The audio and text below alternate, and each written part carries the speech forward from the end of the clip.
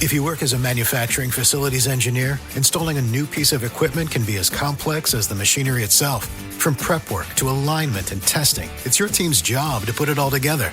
That's why it's good to have Grainger on your side. With industrial-grade products and next-day delivery, Grainger helps ensure you have everything you need close at hand through every step of the installation. Call 1-800-GRAINGER, click Grainger.com, or just stop by. Grainger, for the ones who get it done. Hi guys, welcome to Creators today. Today we have a special guest. It's Johnathan Burns. Welcome to the show. Yay! We're so glad you can make it. So glad you can make this. Thank you. Yeah, so thanks for having me. Of course. Yeah, I mean, I'm always, fascinated, when I meet new people and just the things that they do and this, creatively. And that's exactly what this show's about. And I'm like, you fit it perfectly, So tell us about yourself. Where are you from? And tell me a little bit about your childhood. What was that like? Well, I'm from Australia. I live in North Queensland. It's pretty hot and gets a bit humid up here, but it's a very, very nice area. Grew up over on the other side of the country, over in Western Australia, and moved around a fair bit. So I've lived in a lot of different places. In Sydney, which people know quite well, and I even lived in Papua New Guinea for a couple of years. So I've been around a bit. That's awesome. So, as a child, did you have I don't know. I always say for me growing up, I didn't figure out or discover what I liked to do until I got 8-ish. I was really into the, movie watching and that world. Were you always into that world growing up, or was it something that your family kind of introduced you to, or how did you discover that? I think I was into it. I've always been creative, dabbled a bit in photography over the years. And of course, as a kid, I actually got to see the third Star Wars when it was in cinemas. So my imagination was captured from quite a young age, definitely. I love that. Star Wars. Yeah, my God. I'm sure that seeing that was really epic. It was oh my God.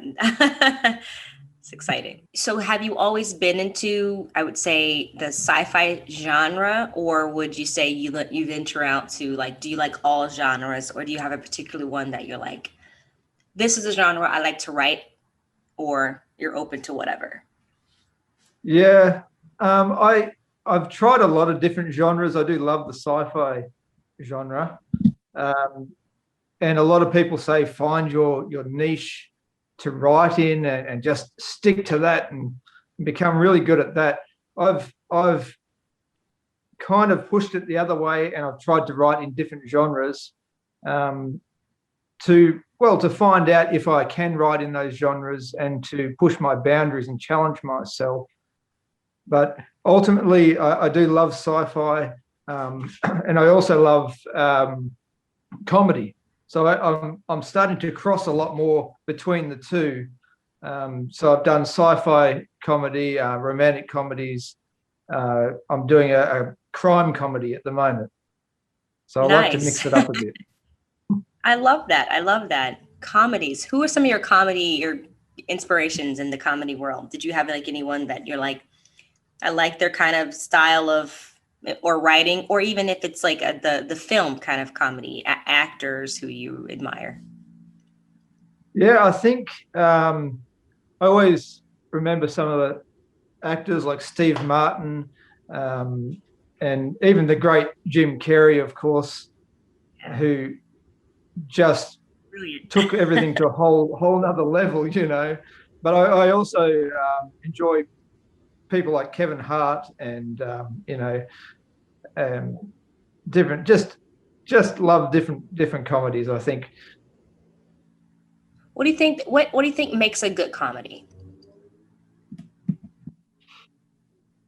I think the quick-wittedness, I'm a very sarcastic person. Australians have a lot of sarcasm, a lot of dry humour.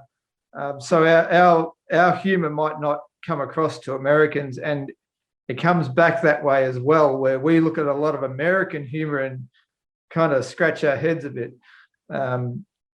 But I just think just good, clean fun, just funny circumstances, and a lot of the comedy comes into success from the actor who can really bring that out.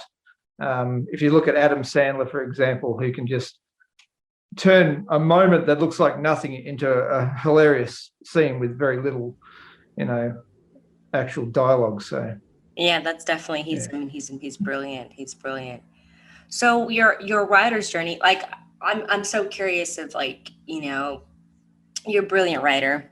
I definitely want to work with you someday on something. I just really feel like it has to be something good, because you're so good, and I mean, you pump stuff out so fast. I was like, whoa, you knock out these pages like that. What's your writer's process, if you don't mind sharing a little bit of that? What does that look like? Yeah, a lot of people have very lengthy processes. I know writers who spend weeks writing out their own, timelines and so forth. But I'll basically start with an initial log line, or build that, and I have a little bit of a macro sort of a setup that I like to write, put down a couple of characters and their journey through the main acts and where they're going to end up at the end. But that's really as far as I go. I just start writing, and really the story and the characters will just pave their own way and create the story. Wow, that's impressive. Like, for me, when I see like a blank page, I'm like, what? It takes me forever just to, like, even if I have an idea or a concept, sometimes I'm just like, how the heck do you guys do it? Like, just, and it's amazing. I guess that's the gift, that's just something you guys have. It's like a gift that is inside of you, because I commend it. I really do. It's stressful. It's stressful to me. Well, I mean, sometimes we have our own sort of blank page, and I'll sit there and I might even have a couple of days off between writing, because I just got sort of nothing, and I need a bit of a break. But because you're really outpouring your creative juices and emotions onto the page just constantly, so you do need to take little breaks. But if I find I just have to start, I just open the page and just start anything, and usually the first couple of scenes I'll cut in the second draft anyway. But the important thing is you just got to start writing. The first draft's going to be rubbish anyway. You just write.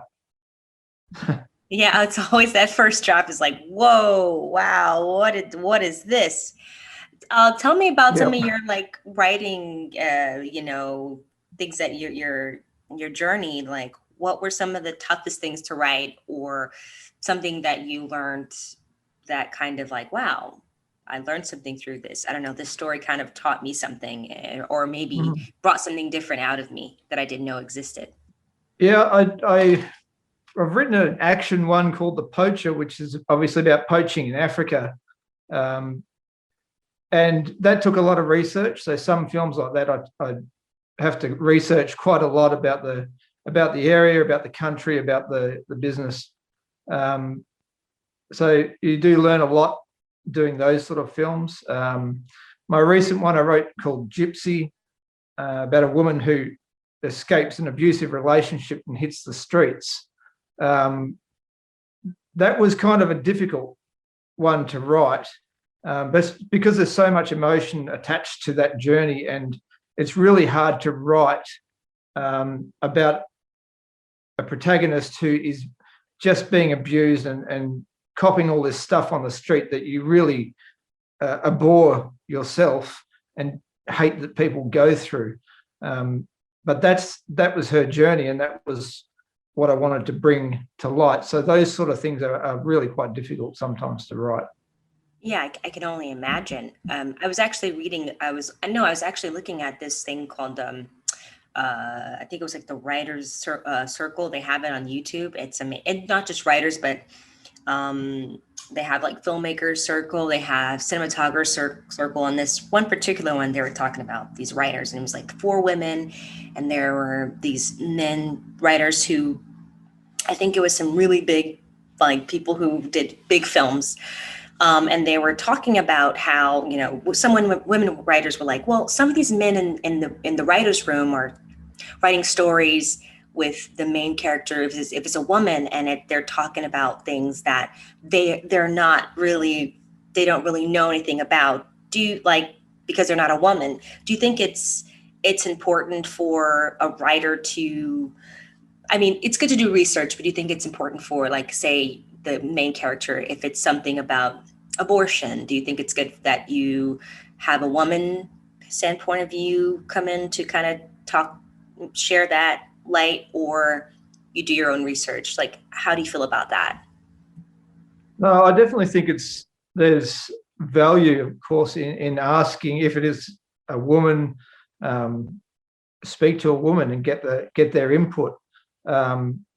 I never shy away from asking people for advice. A different example would be, as an Australian writer, Americanizing my films. And so I'll ask my American friends, you know, we call people this in this situation, what would you call them? And you've got your own terminology and slang, and I have to build that in. So I definitely always, if I need to, I can't research it myself, definitely go and ask people for their input. That's good. Yeah, because, you know, it's so funny with this whole, like, you know, everyone's protesting, times are changing, you know, the writer's room, we need more voices in this and this, and, you know, all this stuff happening. And I think it's great that we're moving that direction, and that we're seeing, you know, a lot of stories being told through different points of view, and instead of a man point of view, you hear that. There's nothing, and I think there's absolutely nothing wrong with it. But do you feel like there's things that I'm a very avid movie watcher, and I like to watch a ton of movies, and I always see like films that are just like very misogynistic. I'm just like, Hollywood, what are we doing here? What's going on? Like, you know, and I wish it wasn't like that. Do you think things are changing when it comes to the writer's room, quote unquote?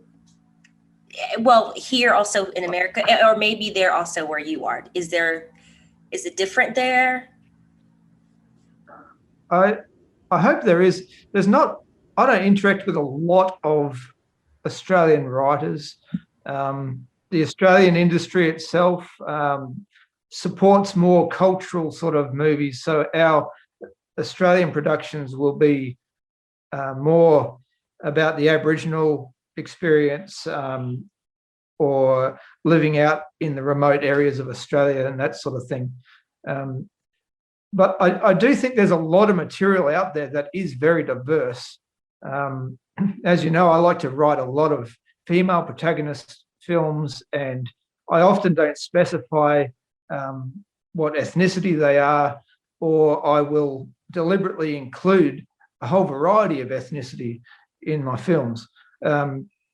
And I think there is probably a lot of material out there, but it's ultimately up to studios and producers to simply choose those over those, you know, stereotypical old Hollywood male-driven sort of features. So people just need to make that choice, and there's plenty to choose from. Absolutely. I agree with you. I think, do you think it's important though? Like, cause I like you said, are you that kind of person? Like, for instance, if I'm actually going through situations I'm like that right now with a project, and, you know, the writer said, this is what I have in mind. So I was like, the character, they're not married to the idea, but it's like, well, I would like this. So, you know, and you're like, so you're in the studio and you're pitching, you're like, this is what we see. And then the studio's like, well, I'll give it to you, but you have to take this out. And then you got to do what we tell you to do. So then ultimately it's not really exactly what you envision, but that's the name of the game, I guess. right? Yeah, I think it depends how far you are on the journey as well. If you've got a few features under your belt that are being produced, if you've got credits, right, you're going to have more sway and have the choice and be able to knock people back. It also depends on the script. I think, like with Gypsy, I deliberately chose a Latino woman because I think they have a very small voice in the industry. So that is the main character. It's built around her. You know, to a degree, I could still change if it was African-American lead. It could probably still work. I just don't. I just see a saturation of the same in Hollywood. So I love that diversity. When it comes to scripts, I'm not married to every idea in the scripts, and I'm very flexible. I'll go through and I'll cut stuff and you know, do some rewrites because a lot of my work it's just imagination. I love it's just a story that I'm telling. It's something I made up. So if you're not willing to change something that doesn't even really exist, then you're probably not going to get very far. Very true. Very true. So say you had a biopic based on your life, right? What or who do you think would play you? Who would you have play you if there was a biopic based on your life? Nobody willing to risk their career, I'd imagine. Carrie L was Hugh Jackman. Because he's a bit of a comedic sort of person, obviously. Nice. Yeah, I mean, you can't beat the classics, can you? You definitely can't. Any advice to someone that wants to get into the writer, like to be a writer, what advice would you give someone that wants to start? Yeah, I mean, obviously just write and write and write. Don't get married to one screenplay and think you're in. I'm currently writing number 16.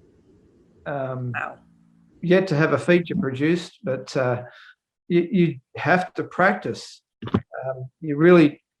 It's like anything, you have to work. And this is a creative industry and you have to work twice as hard.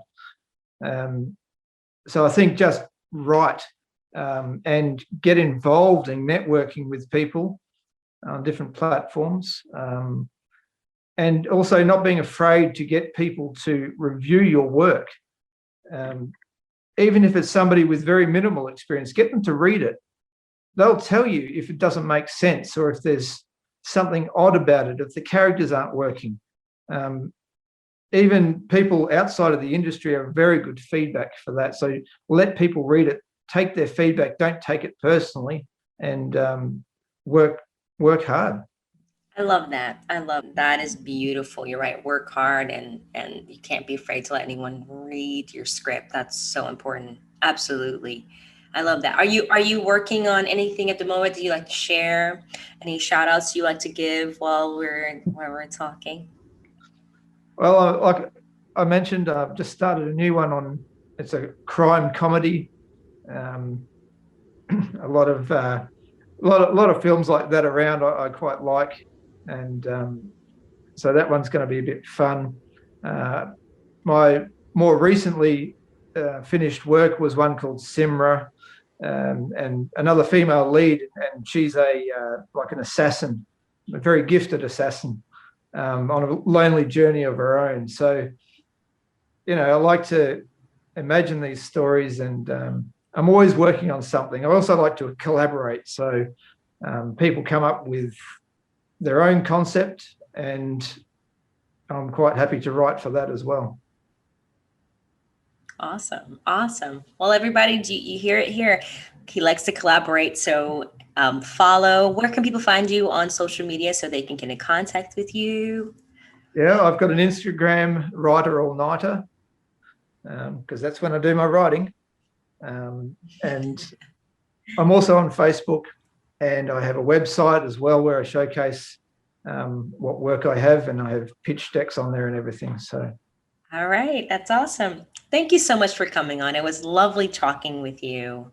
And yeah, thank you so much. No, thank you. I really appreciate it. Well, guys, we have yet another amazing episode. Until next time, always remember to live, love, laugh. Bye, guys.